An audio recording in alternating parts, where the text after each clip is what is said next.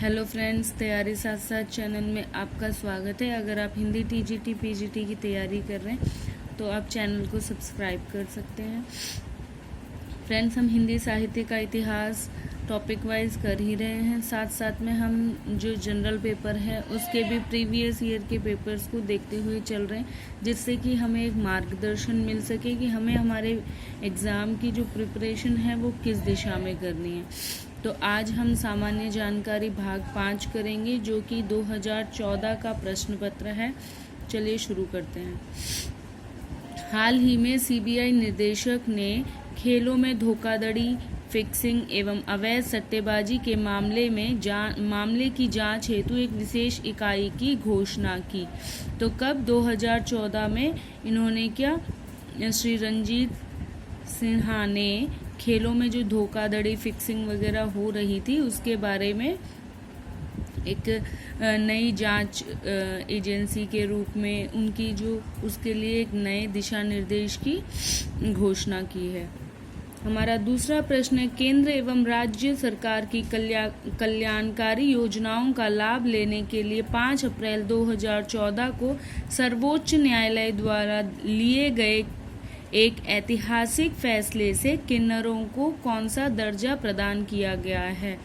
तो जो तृतीय लिंग का दर्जा प्रदान किया गया है। पहले 2 लिंग थे, महिला और पुरुष का, तो अब ये तृतीय लिंग दिया गया है। इसको भी दर्जा प्रदान कर दिया गया है, जिससे कि इनको सामाजिक जो राइट्स होते हैं, जो अधिकार होते हैं, वो इन्हें मिले। एजुकेशन में, चाहे वो एजुकेशन डिपार्टमेंट में हो, आर्थिक में हो, या जो पैतृक संपत्ति में हो, हर क्षेत्र में इनका समान अधिकार देने के लिए 5 अप्रैल 2014 को सुप्रीम कोर्ट ने इन्हें तृतीय लिंग का दर्जा दिया है। सतीश धवन अंतरिक्ष केंद्र कहाँ स्थित है? जो सतीश धवन अंतरिक्ष केंद्र है ये आंध्र प्रदेश के श्रीहरिकोटा में स्थित है, जो इसरो है, जो रॉकेट लॉन्च वगैरह करते हैं, जो परीक्षण करते हैं, उनके द्वारा संचालित होता है, जो कि आंध्र प्रदेश के श्रीहरिकोटा में स्थित है। डैश ने 17 अप्रैल 2014 को भारत के नए मुख्य न्यायाधीश के रूप में शपथ ली थी। तो किन्होंने ली थी? न्यायमूर्ति श्री R.M. लोढ़ा ने ली थी। हमारा अगला प्रश्न है, किसको 6 अप्रैल 2014 को ICC वर्ल्ड T20 टीम का कप्तान बनाया गया? तो किसे बनाया गया था? महेंद्र सिंह धोनी को बनाया गया था। श्री नरेंद्र मोदी को भारत के कौन से प्रधानमंत्री के रूप में 26 मई 2014 को शपथ दिलाई गई? तो 15वें प्रधानमंत्री के रूप में दिलाई गई शपथ।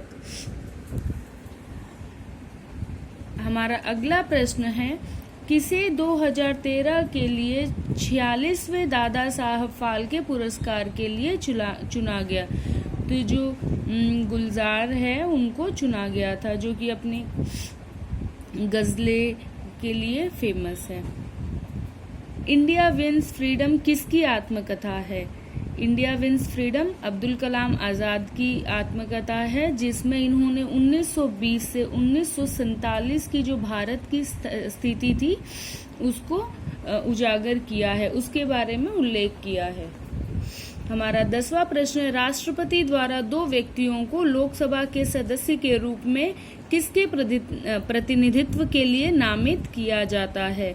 तो एंग्लो इंडियन को नामित किया जाता है। भारत सरकार ने 29 अप्रैल 2014 को सर्वोच्च न्यायालय को उन 26 लोगों के नाम बताए जिनके खाते लिechtenstein के बैंकों में थे एवं जिसकी जानकारी भारत को किनके अधिकारियों द्वारा मिली थी? जर्मन के अधिकारियों द्वारा मिली थी। विश्व पर्यावरण दिवस कब मनाया जाता है? तो विश्व पर्यावरण दिवस 5 जून को मनाया जाता है। भारतीय उच्चायुक्त श्री वीरेंद्र गुप्ता ने प्रिटोरिया में 25 अप्रैल 2014 को एजुकेशन आउटरीच प्रोग्राम का शुभारंभ किया। तो जो प्रिटोरिया है ये कहाँ पर स्थित है? ये दक्षिण अफ्रीका में स्थित है। हमारा अगला प्रश्न है 5 अप्रैल 2014 को फेमिना मिस इंडिया 2014 का 51वां संस्करण किसने जीता? तो जो दिल्ली की मिस कोयल राणा है उन्होंने जीता। संविधान सभा का मसौदा तैयार करने वाली समिति के अध्यक्ष कौन थे? तो मसौदा तैयार करने वाले समिति के अध्यक्ष थे BR अम्बेडकर जी। फ्रेंड्स, इसी तरीके से मसौदा तैयार करने का आया, एक स्थायी अध्यक्ष का आता है, एक अस्थायी अध्यक्ष का आता है। तो इसी प्रकार से प्रश्न बनते हैं। सरकार द्वारा राज्य के नीति निर्देशक सिद्धांतों का गैर प्रवर्तन करने की स्थिति में भारतीय नागरिक किसकी शरण लेता है? तो इनमें से तीनों की नहीं लेता है, न उच्च न्यायालय की, न सर्वोच्च न्यायालय की, न जिला न्यायालय की। तो इनमें से कोई नहीं। हमारा अगला प्रश्न है संसद की संयुक्त बैठक की अध्यक्षता कौन करता है? तो जो संसद की संयुक्त बैठक जो कि लोकसभा राज्यसभा है उनकी अध्यक्षता लोकसभा का अध्यक्ष करता है।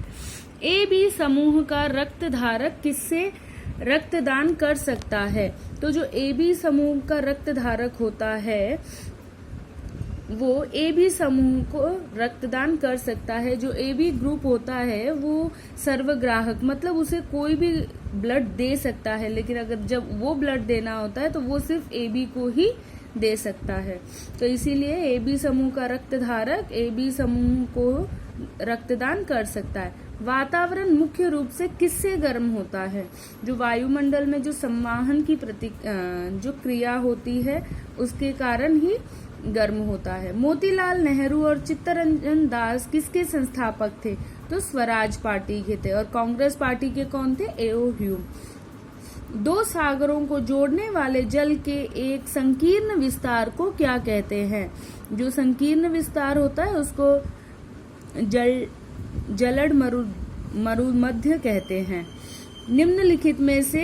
निम्नलिखित कंपनियों में से किसे वर्ष 2013-14 के अंतर्गत सूचना प्रौद्योगिकी सॉफ्टवेयर और सेवाओं का निर्यात करने के लिए शीर्ष स्थान प्रदान किया गया? मतलब किस कंपनी को 2013-14 में सूचना प्रौद्योगिकी सॉफ्टवेयर और सेवाओं का निर्यात करने के लिए शीर्ष स्थान प्रदान किया गया? तो उत्तर है TCS। हमारा अगला प्रश्न है किसने हंस दमयंती कृति को चित्रित किया? तो राजा रवि वर्मा है, उन्होंने हंस दमयंती जो रचना है उसको चित्रित किया था। शाहजहां के 4 बेटों में से अथर्ववेद का अनुवाद का श्रेय किसे जाता है? तो दारा शिकोह को जाता है।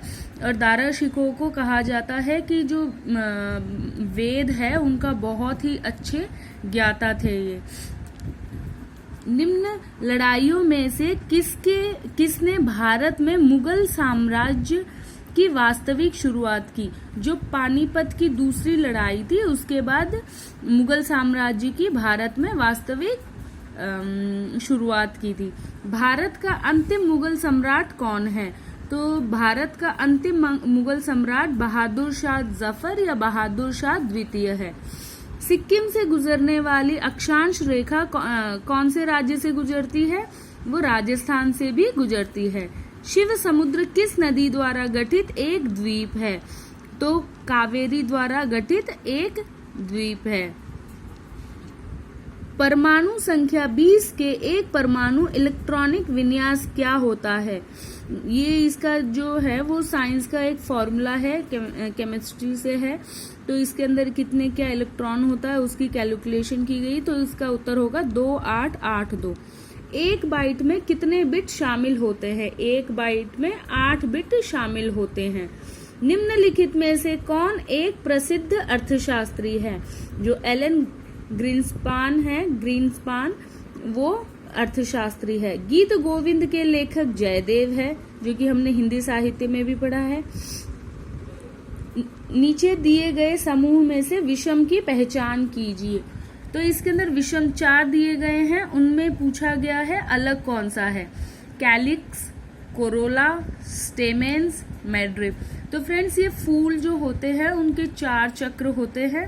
उसमें से जो बाहर का होता है वो कैलिकस होता है, जो अंदर की तरफ होता है उसको कोरेला कहते हैं, जो पत्तियों से होके निकलता है।